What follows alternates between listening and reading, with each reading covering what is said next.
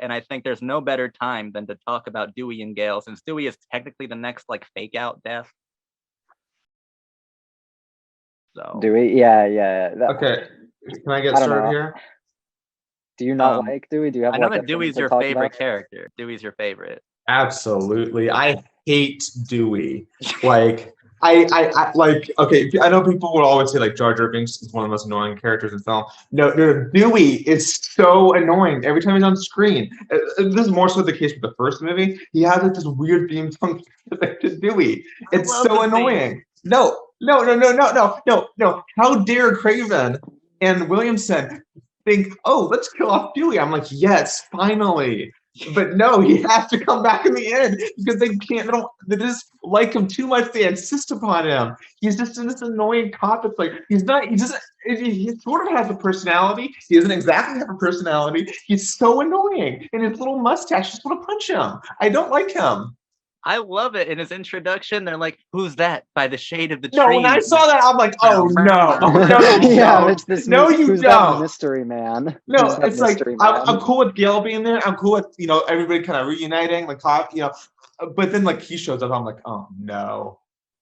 Well, here's the thing. Okay, first of all, I just think that Dewey is hilarious. Like, no, can you give me a smile, Dewey? I'll smile when I catch the killer. Like, who the fuck? Dude, I will admit, comedy's brilliant. I will admit, I liked him more in this movie.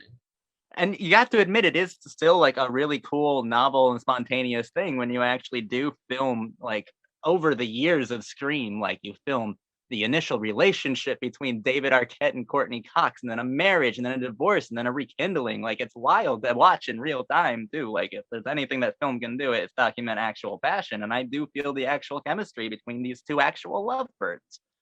I think it's really nice. Yeah, I think like the best scenes with Dewey are definitely the ones that also have Gale on them. Oh, because, yeah. Because beyond that, he's like so insufferable to me. I just really, really hate Dewey. I think I like Gale more in this one actually. Courtney Cox was hot in this movie, you guys. Yeah, I'd say more so this time around. Sydney, not so much. Yeah. That was the weirdest statement I've ever heard. Which one? Just Justin like stroking their chin, going, "She may have gone hotter." I don't know. No, I like it. I finally get agreement. But no, I mean, no, but I'll tell you what, Sydney. I don't know. Listen, okay, I'm just gonna get into this. I said this on Twitter, so I can say it here. I think. Why? Okay, it's this like. At most, it was like 2 years between one was filmed and the other one was filmed. At most, but it's probably within a year. What happened? They all look like 5 or 6 years older. What happened? Well, you see, the character experienced quite a bit of trauma over the last year as well. She gets to come back darker, edgier. More is that true? Is that true? That's true. Like, did you see Scream? No, I saw Scream, but here's the thing. Here's the thing is that.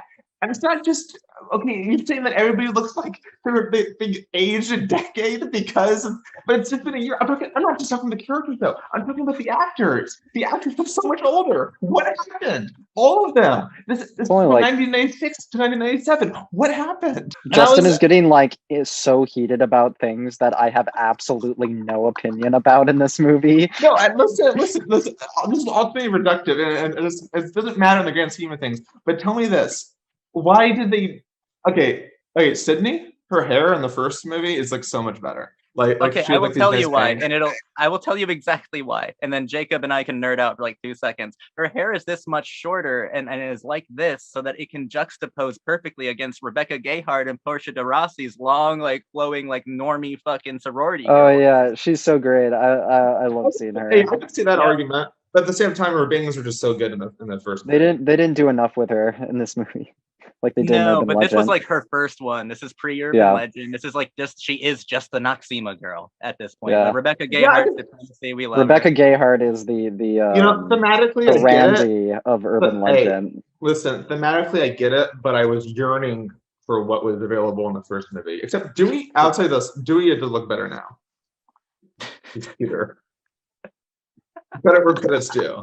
I hate Dewey, but I just credit where credit's due. His death's pretty cool. No, it's not his death. No, he has to come back. That's the great run through the and- media room. I have once again I'll tell you, no one of the best opinion scenes on in my Dewey. opinion actually involves Dewey, oddly enough, and it's the scene where like he is looking over the footage with Gail, when he's like, "Oh yeah, I was being an asshole." That was so good. And then like then they kind of rekindle like what they once had, you know.